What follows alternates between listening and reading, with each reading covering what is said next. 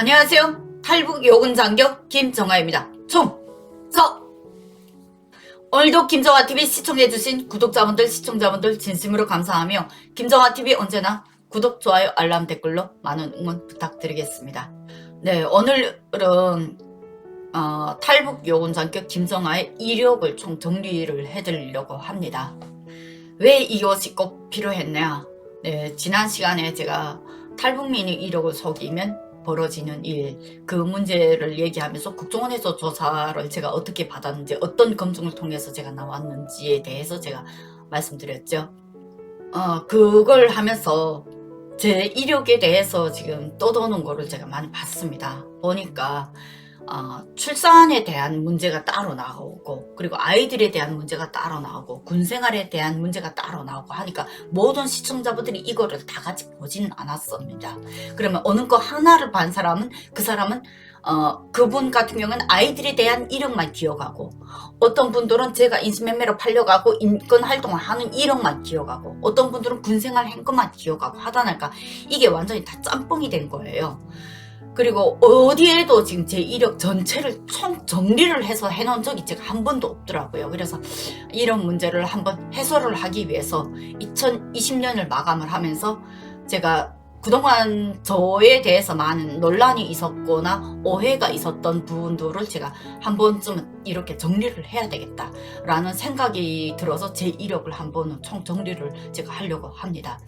제 이력을 옆에 띄우면서 제가 제 이력 총정리를 하나하나 제가 해도록 하겠습니다. 저는 1976년생입니다. 그리고 2006년 6월에 북한을 탈북했고요. 그리고 2009년 6월에 한국에 입국했습니다. 꼭 3년 만에 한국에 입국했죠. 그래서 중국을 체류한 시기가 2년 9개월입니다. 부모에 대해서 지금 상당히 헷갈리는 분들이 많더라고요. 그래서 맨 처음에 저희 남편도 저의 이력을 이해를 못해서 제가 거진 약도를 그리다시피 했고요. 국정원에서도 역시 거진 약도를 그리면서 제가 정리를 해나갔습니다. 그래서 먼저 이력을 지금 제가 옆에 띄운 것처럼 제가 먼저 정리를 한 다음에 그에 대한 자백을 많이 썼습니다. 낳아준 부모가 다릅니다. 근데 낳아준 부모는 1976년 당시 저를 출산할 때 의학대학 학생들인 걸로 제가 들었습니다. 그 내용은 나중에 제 증언을 아마 보신 분들은 아마 아실 겁니다. 출생의 비밀에 대한 그 영상을 제가 띄운 적이 있거든요.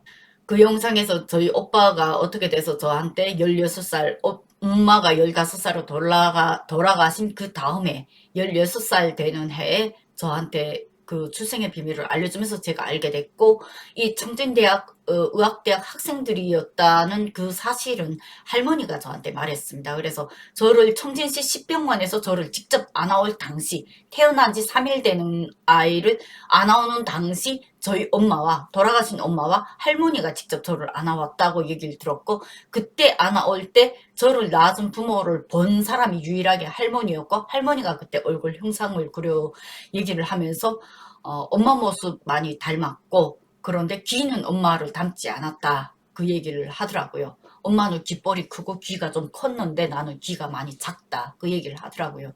그래서 낳아준 부모에 대해서 제가 아는 건 그것이 전부입니다. 그리고 왜 그때 당시 저를 넘겨줬는지 그 내용에 대해서는 아버지라는 분이 당시에 원래 결혼 전제로 두 분이 만났는데, 아버지라는 분이 갑자기 어디 정말로 그때 할머니 말로는 그때 대남 임무 받고 나간다고 들었다라고 했는데 그게 사실인지는 모르겠습니다. 저는 일단 그렇게 들었고, 엄마하고 아버지라는 분이 왜 그때 당시 갈라졌냐면, 갈라질 수밖에 없고 저를 그때 다른 입양으로 보낼 수밖에 없냐면, 엄마가 당시에 토대가 상당히 안 좋았 집안이라고 들었습니다. 할머니가 전해준 거는 그거였습니다. 그래서 그에 대한 사실 확인은 제가 아무것도 한 적은 없습니다. 그러나 제가 저를 낳아준 분에 대해서 아는 사실은 그것이 전부였다는 겁니다. 그래서 당시 아버지라는 분은 의학대학 학생이었는데 어디 먼데, 어쨌든 당에 부름받고 어디 먼데 정말 돌아올 수 없는 곳에 이렇게 간 걸로 알고 있고, 엄마라는 분은 당시에 토대가 상당히 안 좋기 때문에 두 사람이 함께 할 수가 없는 상황이어서 당시 갈라졌다, 그 얘기를 제가 들었고, 그 자리에서 이 나를 넘겨줄 때 나를 낳은 분이 당시 나를 전 먹이고 있었는데 그 남자분이 함께 있는데 그 남자분이 오빠인지 그 남편인지는 분명히 구분이 안 된다고 할머니는 얘기하셨어요. 그래서 그 같은 학생복을 입은 남자분이 당시 아기를 빼앗으면서 저를 빼앗으면서 할머니한테 저를 주면서 딱 한마디를 했답니다. 이 아이 영원히 찾지 않겠으니까 꼭 친딸로 키워라. 그래서 당시 저희 엄마가 저를 안아왔고 저를 입양을 할 때 당시에 할머니는 솔직히 반대했답니다.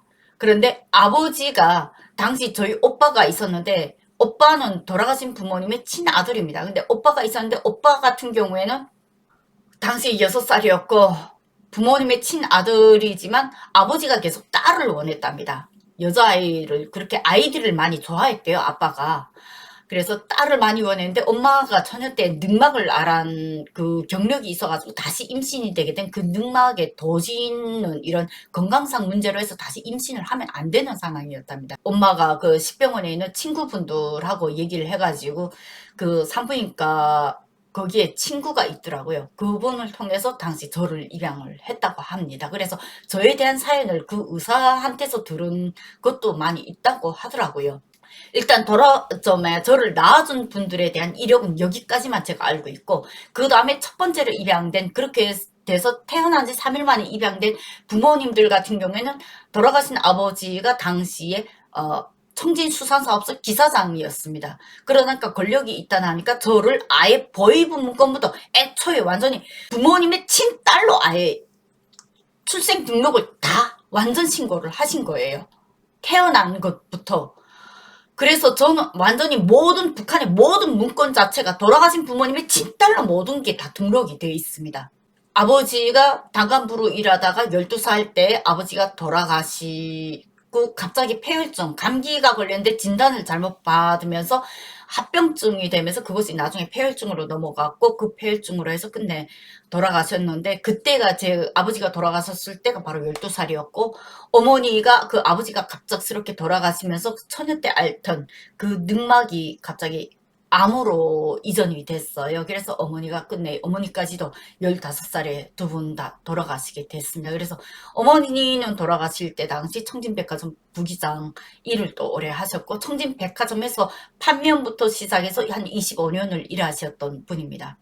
그런 분들 속에서 제가 성장을 하다 보니까 북한 정부와 당에 대한 교육을 제가 엄청 많이 받았죠. 두 분의 영향이 상당히 많이 컸습니다. 그리고 제가 나서 잘하는 모든 그 인성과 모든 그 도덕과 사회활동의 모든 기반에 돌아가신 아버지와 어머니가 교육해준 그 바탕으로 제가 많이 성장을 했습니다. 저희 어머니가 딱 교육해 주신 게 뭐냐면 사람이 살면서 하지 말아야 될 3가지가 있다. 첫째, 거짓말. 둘째, 도둑질. 셋째, 바람. 그 3가지는 절대로 하면 안 되는 짓이다. 그걸 가르쳐줬고 약속에 대한 개념도 저희 엄마가 뭐라고 가르쳐줬냐면 사람이 인생에서 살아가면서 약속은 정말 중요한 거다. 그 약속을 어기게 되면 상대에 대한 모욕이 되고 약속 장소에 시간을 안 지키면 그것 또한 상대에 대한 모욕이다. 그리고 약속 장소에 옷차림을 단정히 하고 가는 거는 약속 장소에 대한 예의다 라고 가르쳐줬습니다. 그래서 이 2가지 그 가르침이 제 인생의 거진 기둥이 돼가지고 제가 지금까지 살아왔어요. 그래서 그 가끔씩 제가 엄마를 어떤 때는 원망합니다. 제가 북한에서 너무 살기 힘들었을 때 엄마는 왜 나한테 그렇게 거짓식한 것만 가르쳐가지고 내 이런 너무 거짓식한 바보로 만들었냐고. 그때 중국에 와서 제가 얼마나 거짓식했는지를 제가 조금씩 깨달으면서 제가 엄마 원망을 그때 잠깐 했던 적이 있는데 지금은 원망 안 해요. 그래도 부모님 덕분에 제가 지금 이렇게 바르게 부모 없지만 제가 이렇게 바르게 성장할 수가 있었잖아요. 그렇게 부모님이 돌아가신 다음에 친척들하고 저하고 갈등이 심해지면서 양아버지가 친척들하고 결탁을 하게 됩니다. 그래서 부모님 남겨준 재산이 5개월 후면 학교 졸업하기 전 5개월 전에 제가 강제로 입양이 됐잖아요. 5개월만 있으면 그 모든 재산이 내 이름으로 다 돌아오기 때문에 그것을 친척들이 막기 위해서 양아버지하고 저를 강제로 입양한 양아버지하고 결탁을 했고, 그 결탁한 바람에 하루아침에 제가 납치돼 가도 누구도 그 주변에서 아무도 신경 안 쓰게끔 고모와 할머니가 이미 이민방과 모든 곳에 다 조치를 해놨고, 그리고 당시 제가 입양을 갔을 때 당시에도 제가 그 자리에서 뛰쳐나올 수도 있었지만 양아버지한테는 오빠라는 인질이 있었습니다. 누구보다도 우리 언우의 관계가 돈독한 걸 너무나도 잘 알기 때문에 당시 오빠라는 인질로 해서 양아버지는 저를 강제 입양하는 데 성공을 했고, 저를 입양할 때 당시 양아버지는 국경경비 총국사나 19여단 115연대 정치위원 경성군 하면리에 있었고, 그 정치원으로 있으면서 저를 강제 입양을 하고 3월 1일날 저를 납치해서 입양을 한 다음에 한 달 만에 기자들이 와서 강제로 저를 취재를 했고, 취재를 한 기사로 해서 김정일에게 서류가 올라갔고 양아버지 친지들이 다 움직였습니다. 청정지국 보위사령부에 있는 양아버지 친구들이. 그래서 김정일이가 그 사연을 보고 1993년 4월 25일 훌륭한 당일꾼입니다. 김정일 친필 서한을 그래서 내린 겁니다. 북한에서 살면서 스펙 치고는 서울대 나오고 어디 국가 훈장을 받은 것보다도 북한의 공화국 영웅 훈장 받은 것만큼의 스펙을 가져주는 것이 바로 친필 서한입니다. 그리고 1호 사진인데 1호 사진 같은 경우는 양아버지 너무 많이 찍었어요. 근데 1호 사진을 단독 사진을 찍는 거하고 양아버지처럼 단독이 개인이 직접 친필 서한을 감사문을 받는 거하고는 완전히 그 이력은 하늘과 땅 차이라는 겁니다. 그 이력으로 해서 양아버지는 몇 번의 고비를 넘기면서 제가 탈북 당시에는 구군단 김책사단 정치위원으로까지 일하는 그 권력에 올라가게 된 겁니다. 거기에 철저히 저희 오빠와 저는 철저히 이용을 당했고, 저 역시 마지막에 외면을 당했지만 저희 오빠는 그 양아버지 때문에 죽음에까지 이르는 사태가 벌어진 거죠. 그래서 형제 중에는 결국은 돌아가신 부모님의 친아들인 오빠가 유일하게 한 분이었고, 그분이 어렸을 때부터 저를 업어서 키웠습니다. 아버지가 당일꾼, 엄마는 백화점 부기장 하면서 두 분 다 너무 바쁘니까 그 바쁜 속에서 저를 유일하게 업어 키우면서 정말로 저를 제일 아껴준 분이었죠. 군사복무 10년을 했지만 만기 제대를 못하고 의가사 제대로 제대되고도 양아버지의 그 압력에 의해서 결국은 폐농량이라는 진단을 안고도 1997년 5월에 길거리에서 꽃제비로 돌아가셨고, 돌아가신 이후에 시신도 못 찾았습니다. 그리고 양아버지가 제가 학교 졸업한 이후에 저를 또 강제로 군대 내보냈고, 돌아가신 엄마는 제가 태어나서부터 젖을 못 먹고 자랐고, 3살 때 바다에 빠진 그 사건 때문에 제가 심장이 안 좋아서 외갓집에 가서 건강치료를 하는 그 시기가 있었기 때문에 초등학교 졸업할 때까지 저는 주사를 달고 살았어요. 건강이 안 좋아서. 한 번 제가 길거리에 그 교통 통검이 있잖아요. 그 통검을 보고 부럽다고 이러면서 나중에 난 크면 통검 될 거야 이랬더니 엄마가 너는 건강이 안 좋기 때문에 통검이나 군대나 그런 데 절대 가면 안 된다. 너는 꼭 의사가 돼서 네 건강은 네가 지켜라 라고 했습니다.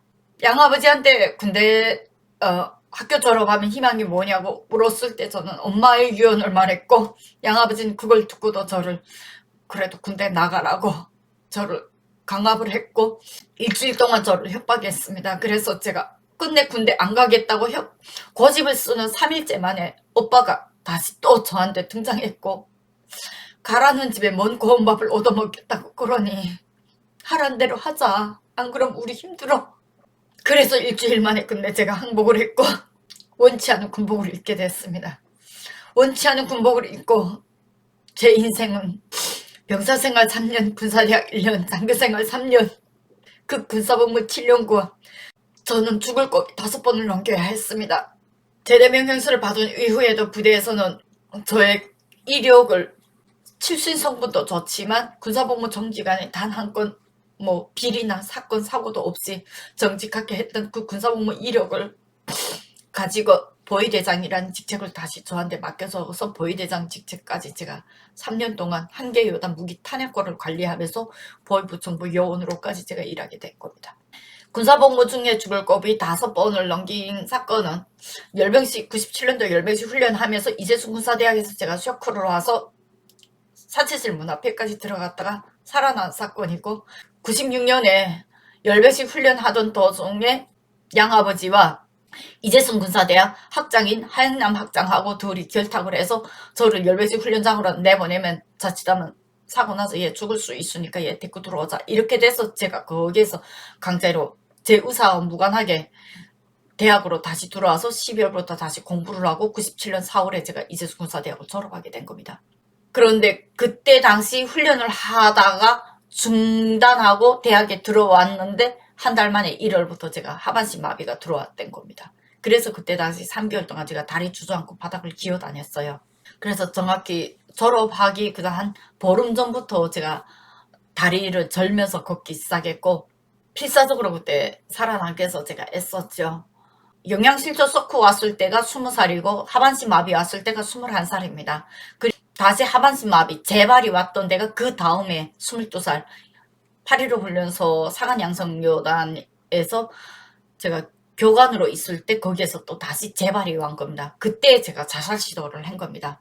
다시 마비가 되게 되면 다시는 회생 가능성이 없다고 그때 대학병원 원장이 한 말을 기억하고 근데 자살 시도 쇼크를 왔지만 거기에서 결국 다시 살아났고 살아나서 다시 건강을 회복한 다음에 8.15 훈련소 5대대 3중대 부중대장으로 제가 배치를 됐지만 거기서 또 다시 동계훈련을 하면서 그해 12월에 제가 갑상선 중독증으로 현장에서 동계훈련 야간 훈련을 시작한 지 일주일 만에 제가 현장에서 쓰러지게 되면서 다시 또 쇼크가 왔습니다. 그래서 98년도 한 해만 제가 쇼크가 정확히 2번 왔습니다.